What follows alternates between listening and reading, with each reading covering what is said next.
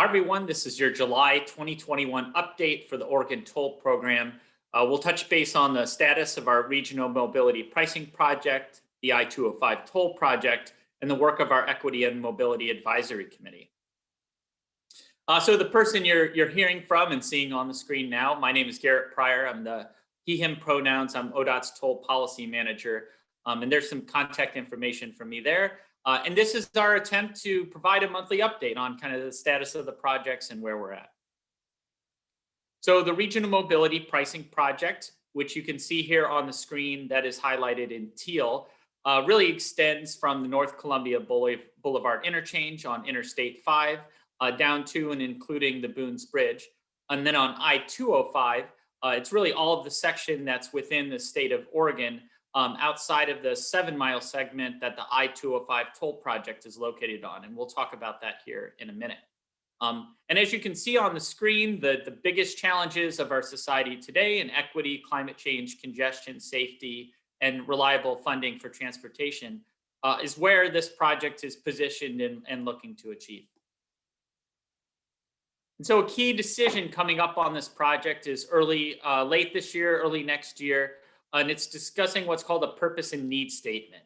And this is really a key document for the kind of the federal environmental review process that lays out the purpose for the project, the need for it, and what are the goals? What is it trying to achieve in addition to what alternatives are we going to study?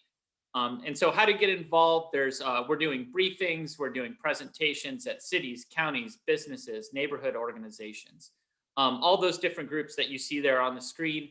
And we'll also have some regional workshops that we afford to all of these groups coming up in September and October. And so in building up to that key decision, we're going to look at what are some of the assumptions that are made to narrow us down and finalize some of those alternatives to study. And so these assumptions that you see here on the screen were those that have been involved in the earlier study process, 2018, about what would tolling look like in the Portland metro area. And so we'll tick down through these. So all lanes will be tolled. There's no single lane or high occupancy toll lanes. The study area that you see here in the teal and then in the dark blue, that would remain. We're not considering what's called dynamic or real-time pricing, meaning that the price would change sporadically throughout the day. We're looking at a toll rate schedule that is variable priced, meaning it's higher priced at times with higher congestion, but you would know about it before you get on the road.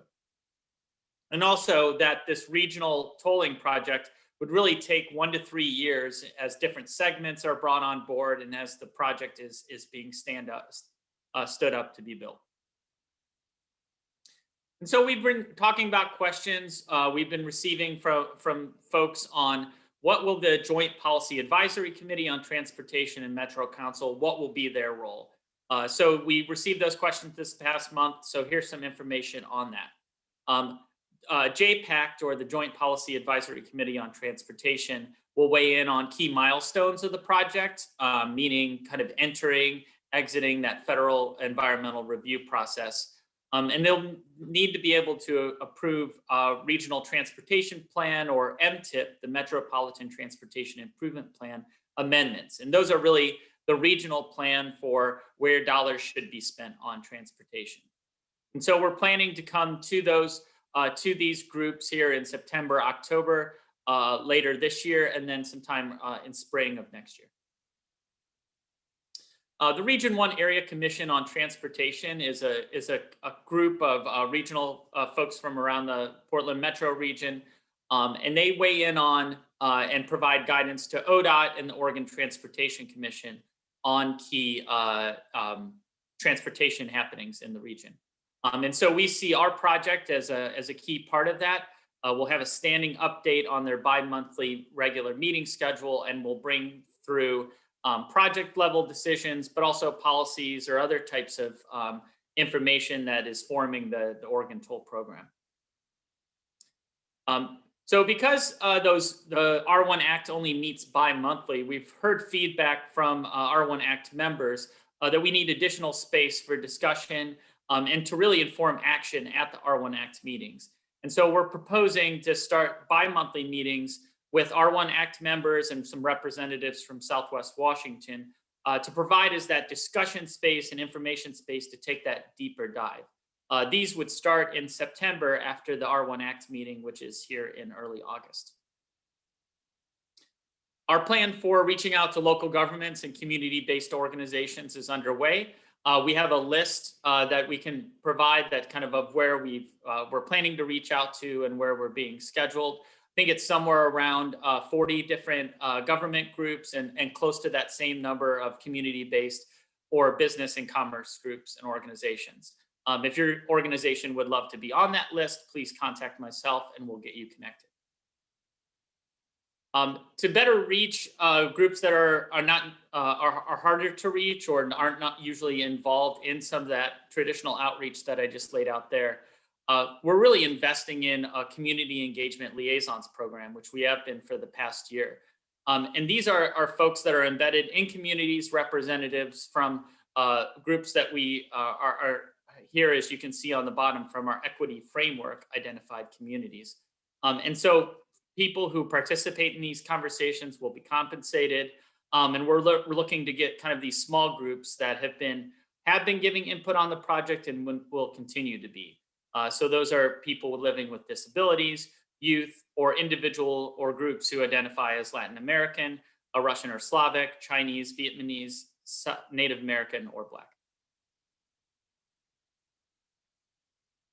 You might have seen this on social media, hopefully you have, but we'll be posting different mini surveys. We have a weekly e-news. We're working with updating our website, and anything you can do to help spread the word would be terrific. And as far as kind of our campaign for social media to get outreach.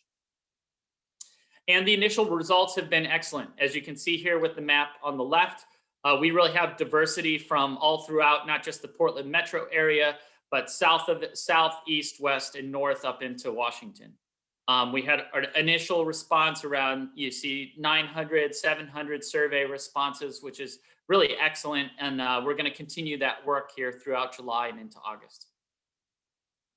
And so the very next month on this project, we have a couple of technical groups, a regional modeling group, a transit multimodal group. They will be meeting. If you can link to our website, there's a problem statement, which is the really basis for that purpose and need leading up to that first key decision. And then as the community and government presentations and simple surveys, those will all be ongoing. So our next update here is on the I-205 toll project. So this is the second project that's ongoing right now with tolling in Oregon. And as you can see here on the screen, it's oriented by those same goals, the biggest challenges of our day. But this project is located on a 7-mile stretch of I-205, as you can see here on the screen in the Westland, Oregon City area. And its location is very informed by the I-205 Improvements Project, which is the rebuild and the widening of the Abernathy Bridge, and then the widening of I-205 to address seismic concerns and congestion in that area. And so a key decision coming up on this project is also early next year. And it's really looking at, once we run the analysis on how will this project impact the community, what are those investments, whether it's called mitigation or kind of strategic investments that can be done that will advance equity through this project. And so in a similar fashion, we're doing briefings and small group conversations, presentations to groups, to boards, to commissions. And we'll also be working with a regional group of transportation providers and local governments in technical groups and working through that information. And so with this project, we heard loud and clear that diversion is a huge problem, not just today, but there's fears that tolling would add to that. And really, it's the congestion on the highway today that ends up backing up into local communities. And so as you can see here on the screen, it was this spring we did what's called an I-205 corridor user analysis, which really tries to look at what are the existing patterns of diversion today and what's happening. And so we found out a few things. One, that almost 75% of the trips, 3 and 4, get on and then get off within that 7-mile segment of I-205. So there are a lot of what's called local trips. And that this impact of just this little segment of the highway has statewide impacts to our economics, job access, and reliability. And so on the screen here, you'll see 5 little dots in Canby, Westland, Gladstone, and Oregon City, so 4. But they represent where, when we first took a look at some of the transportation modeling, where we think that tolling might be creating additional diversion. And so what's going to happen these next few months, in a really kind of detailed look, is that we'll start with a regional model. We'll then break it down into kind of that sub-regional or sub-area called a DTA. And then we'll get really specific down to intersections and roadways, and really try to drill down and find where do we expect cars to be now getting off of the highway and then trying to get back on because of tolling. And then what can ODOT do to put investments in those communities to address that? And so we've also received, though, a lot of questions of not just being centered on cars, but how can we move people, and specifically bike and walk. And so as you see here on the screen, these are just a couple of terms, but a level of traffic stress is a way that you not only look at, are there sidewalks or bike lanes there, but what's the feeling of comfort or safety in somebody walking or biking to cross an intersection? And is that getting better or worse? And then the final bullet point here is to say that you can only study this so much, and that you really have to go and talk to the people. So in areas where we're seeing, where we're thinking there's going to be negative impacts, we're going to kind of drill down in and go out and talk to people in the community about what can be done to better help people bike and walk safely and more comfortably in that area. So our kind of final update here is on our Equity and Mobility Advisory Committee. And so their role is really unique to ODOT in the sense that they report directly to the Oregon Transportation Commission, who will set the toll rates and really sets a lot of the policies and strategies for ODOT. And so what the OTC, the Oregon Transportation Commission, has asked is to have this Equity and Mobility Advisory Committee help identify ODOT's commitments for transit and multimodal, impacts to low-income communities and people, and impacts to neighborhood health and safety because of diversion.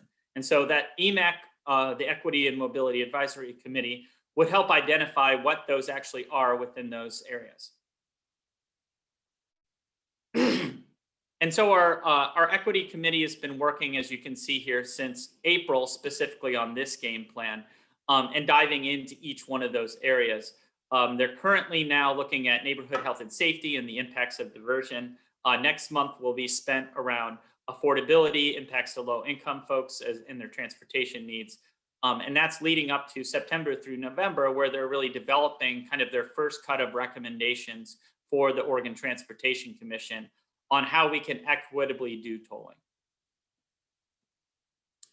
And so we've used the word equity a lot, and we definitely do not see that as a face level or buzzword at ODOT. And so I would offer you to dive into this document, the Equity Framework Step 1, where we really try to call out who, what, and where that we mean by equity and advancing equity. And then on the right side of the screen here, you can see is our equity framework. And this looks at a different way of doing ODOT's work, of doing the environmental analysis on these big projects. There's some excellent documents about what tolling has done for neighborhood health and safety throughout the United States and the world. That's that research document. From that research document and discussion, there were some policy and strategy options that EMAC discussed. And then diving down into the project itself, there are performance measures. So how are we studying the impact of diversion on health and safety? That's a document that kind of details ODOT's plan there as well. And so what's happening now at the Equity Committee's July meeting is that they're taking those strategy and policy options and they're making them more formed and identifying what are the preferred options from the research, from their community experience that they want to see ODOT do.